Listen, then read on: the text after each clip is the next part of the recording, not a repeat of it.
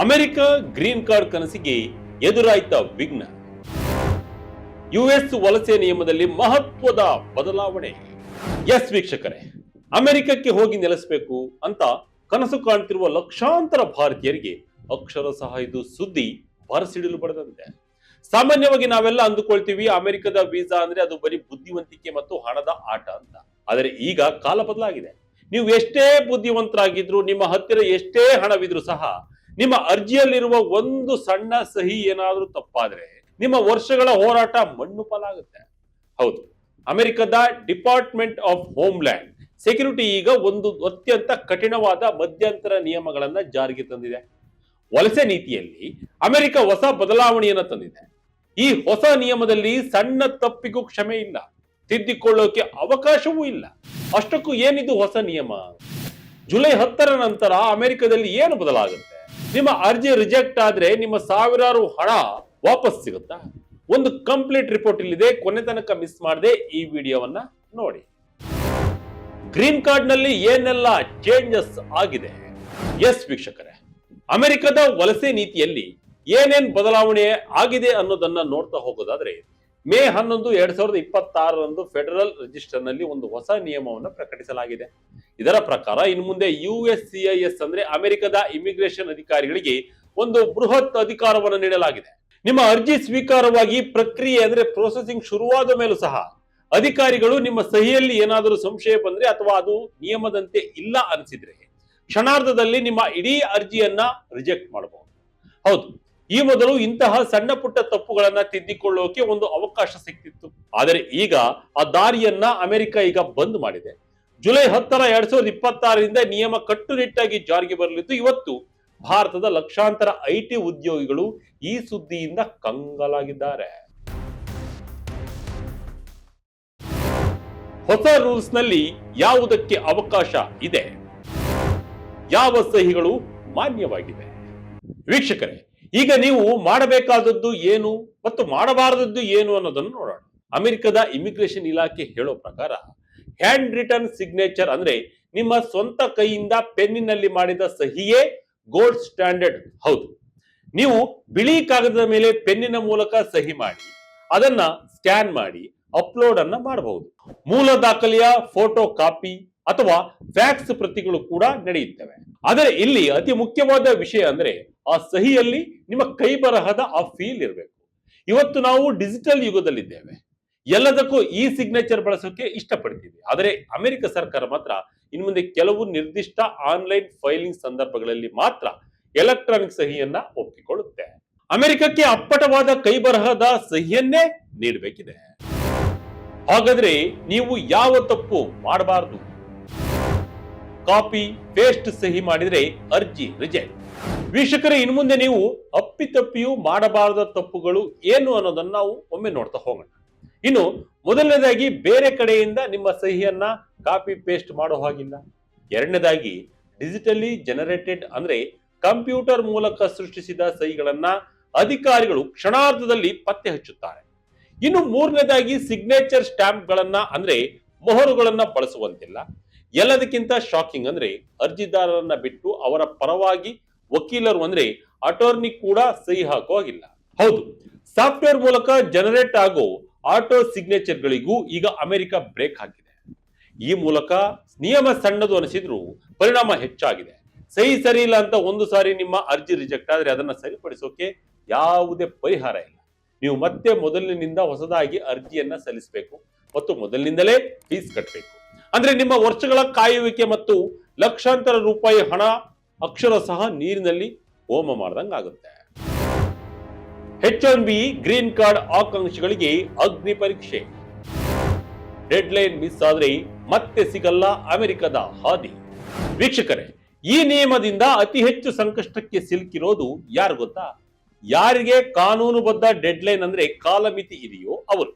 ಉದಾಹರಣೆಗೆ ನೋಡೋದಾದ್ರೆ H1B cap ಕೇಸ್ಗಳು ಅಥವಾ ಫರ್ಮ್ ಆಧಾರಿತ I-140 ಅರ್ಜಿಗಳು. ಒಂದು ವೇಳೆ ನಿಮ್ಮ ಸಹಿ ಸರಿ ಇಲ್ಲ ಅನ್ನೋದು 18 ತಿಂಗಳ ನಂತರ ಅಧಿಕಾರಿಗಳಿಗೆ ಗೊತ್ತಾದ್ರೆ ನಿಮ್ಮ ಅರ್ಜಿ ರಿಜೆಕ್ಟ್ ಆಗುತ್ತೆ. ಅಷ್ಟೇ ಅಲ್ಲ, ಆ ವೇಳೆಗೆ ನಿಮ್ಮ ಅರ್ಜಿಯ ಕಾಲಮಿತಿ ಅಂದ್ರೆ ಫೈಲಿಂಗ್ ವಿಂಡೋ ಕೂಡ ಮುಗಿದು ಹೋಗಿರುತ್ತೆ. ಅಂದ್ರೆ ನೀವು ಮತ್ತೆ ಅರ್ಜಿ ಸಲ್ಲಿಸೋಕು ಆಗದಂತಹ ಪರಿಸ್ಥಿತಿ ನಿರ್ಮಾಣವಾಗುತ್ತೆ. ಒಂದು ಸಣ್ಣ ತಪ್ಪಿನಿಂದಾಗಿ ನೀವು ದಶಕಗಳ ಕಾಲ ಕಾಯಬೇಕಾದ ಪರಿಸ್ಥಿತಿ ಕೂಡ ಬರಬಹುದು.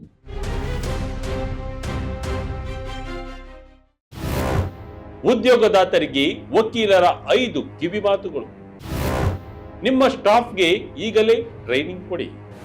ಇಷ್ಟೊಂದು ಕ್ರಾಕ್ ಡೌನ್ ಮಧ್ಯೆಯೂ ಕೆಲಸ ಮಾಡ್ತಿರುವ ಕಂಪನಿಗಳು ಕೂಡ ಈಗ ಅಲರ್ಟ್ ಆಗಬೇಕಾಗಿದೆ.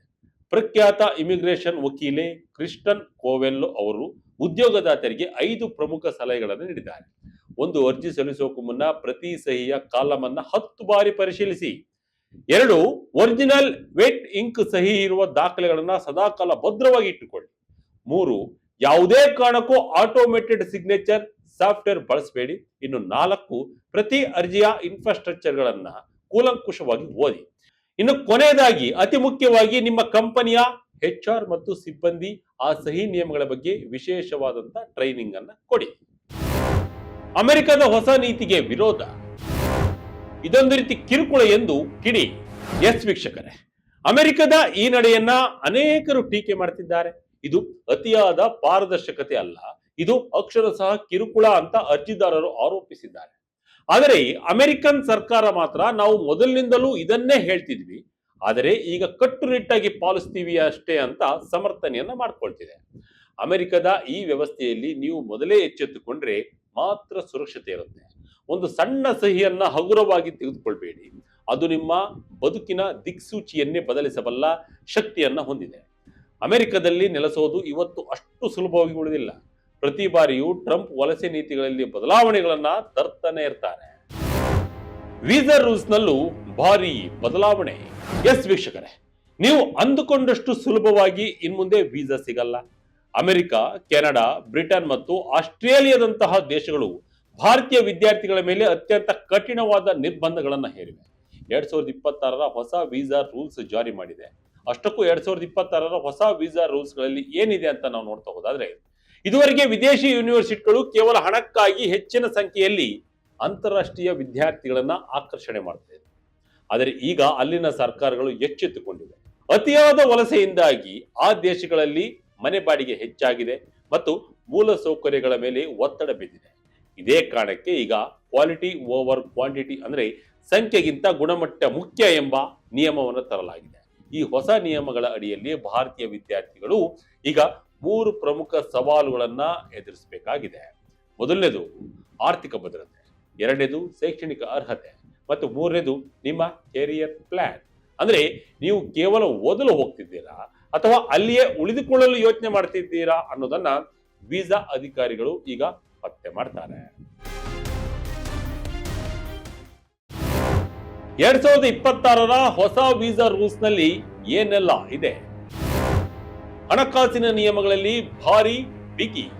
ಈ 2026ರ ವೀಸಾ ನಿಯಮಗಳಲ್ಲಿ ಅತ್ಯಂತ ಕಠಿಣವಾದ ಅಂಶ ಅಂದ್ರೆ ಆರ್ಥಿಕ ಪುರಾವೆ. ಇದುವರೆಗೆ ಹೆಚ್ಚಿನ ವಿದ್ಯಾರ್ಥಿಗಳು ಅಲ್ಲಿಗೆ ಹೋದ ಮೇಲೆ ಪಾರ್ಟ್ ಟೈಮ್ ಕೆಲಸ ಮಾಡಿ ನಮ್ಮ ಖರ್ಚು ನೋಡ್ಕೋತೀವಿ ಅಂತ ವೀಸಾ ಪಡಿತಾ ಇದ್ರು. ಆದರೆ ಇನ್ಮುಂದೆ ಅದು ನಡೆಯಲ್ಲ. ನೀವು ಅಲ್ಲಿ ಕೆಲಸ ಮಾಡದಿದ್ದರೂ ನಿಮ್ಮ ಜೀವನ ನಡೆಸಲು ನಿಮ್ಮ ಬಳಿ ಸಾಕಾಗುವಷ್ಟು ಹಣ ಇರಬೇಕು ಎಂಬುದು ಹೊಸ ರೂಲ್ಸ್. ಪ್ರತಿ ದೇಶವು ತನ್ನ ಲಿವಿಂಗ್ ಎಕ್ಸ್ಪೆನ್ಸಸ್ ಅಂದ್ರೆ ಜೀವನ ವೆಚ್ಚದ ಮಿತಿಯನ್ನ ಭಾರಿ ಪ್ರಮಾಣದಲ್ಲಿ ಹೆಚ್ಚರಿಸಿದೆ. ಇದರ ಜೊತೆಗೆ ಇಂಗ್ಲಿಷ್ ಭಾಷೆಯ ಮೇಲೆ ಎಷ್ಟು ಹಿಡಿತಾ ಇದೆ ಅನ್ನೋದನ್ನ ಸಾಬೀತುಪಡಿಸಲು ನೀವು IELTS ಅಥವಾ PTE ಪರೀಕ್ಷೆಗಳನ್ನ ಮೊದಲಿಗಿಂತ ಹೆಚ್ಚು ಸ್ಕೋರ್ ಮಾಡಲೇಬೇಕು. ನೀವು ಸರಿಯಾಗಿ ಇಂಗ್ಲಿಷ್ ಮಾತನಾಡಲು ಬರೆದಿದ್ರೆ ನಿಮ್ಮ ವೀಸಾ ಅರ್ಜಿ ಮೊದಲ ಹಂತದಲ್ಲೇ ರಿಜೆಕ್ಟ್ ಆಗುವುದು ಖಚಿತ.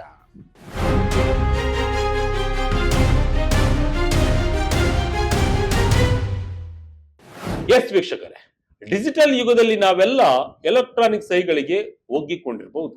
ಆದರೆ ಅಮೆರಿಕ ಮಾತ್ರ ಈಗ ಹಳೆಯ ಪದ್ಧತಿಯಾದ ವೆಟ್ ಇಂಕ್ ಸಹಿಗೆ ಶರಣಾಗಿದೆ. ಜುಲೈ 10ರಿಂದ ಜಾರಿಗೆ ಬರಲಿರುವ ಈ ಕಠಿಣ ನಿಯಮವು ಅಮೆರಿಕದ ಕನಸು ಕಾಣುತ್ತಿರುವ ಲಕ್ಷಾಂತರ ಭಾರತೀಯರಿಗೆ ಎಚ್ಚರಿಕೆಯ ಗಂಟೆಯಾಗಿದೆ. ಕೇವಲ ಒಂದು ಸಣ್ಣ ಸಹಿಯ ನಿರ್ಲಕ್ಷ್ಯವು ನಿಮ್ಮ ವರ್ಷಗಳ ಪರಿಶ್ರಮ, ಲಕ್ಷಾಂತರ ರೂಪಾಯಿ ಶುಲ್ಕ ಹಾಗೂ ಅತ್ಯಮೂಲ್ಯವಾದ ಸಮಯವನ್ನ ಮಣ್ಣು ಪಾಲು ಮಾಡಬಲ್ಲದು. ವಿಶೇಷವಾಗಿ H1B ಮತ್ತು ಗ್ರೀನ್ ಕಾರ್ಡ್ ಆಕಾಂಕ್ಷಿಗಳು ಈ ಬದಲಾವಣೆಯನ್ನ ಅತ್ಯಂತ ಗಂಭೀರವಾಗಿ ಪರಿಗಣಿಸಬೇಕಿದೆ. ಯಾಕೆಂದ್ರೆ ಒಮ್ಮೆ ಅರ್ಜಿ ತಿರಸ್ಕೃತವಾದ್ರೆ ಅದನ್ನ ಸರಿಪಡಿಸಲು ಇಲ್ಲಿ ಅವಕಾಶವಿಲ್ಲ. ಬದಲಾಗಿ ಮೊದಲಿನಿಂದಲೇ ಎಲ್ಲವನ್ನ ಶುರು ಮಾಡಬೇಕಾಗುತ್ತೆ. ಹೀಗಾಗಿ ಅಮೆರಿಕಕ್ಕೆ ಅರ್ಜಿ ಸಲ್ಲಿಸುವ ಮುನ್ನ ನಿಮ್ಮ ಸಹಿ ಮಾನ್ಯವಾಗಿದೆಯೇ ಎಂಬುದನ್ನ 10 ಬಾರಿ ಖಚಿತಪಡಿಸಿಕೊಳ್ಳಿ. ನಿಮ್ಮ ಒಂದು ಸಣ್ಣ ಜಾಗರೂಕತೆ ನಿಮ್ಮ ವಿದೇಶಿ ಬದುಕಿನ ಹಾದಿಯನ್ನ ಸುಗಮಗೊಳಿಸಲಿದೆ. ಇದಾಗಿತ್ತು ಈ ಕ್ಷಣದ ಅಪ್ಡೇಟ್. ಇದೇ ರೀತಿ ಅಪ್ಡೇಟ್ಗಳಿಗಾಗಿ Vijaya Karnataka website, YouTube page, Facebook page follow ಮಾಡ್ತಾ ಇರಿ. ಧನ್ಯವಾದಗಳು.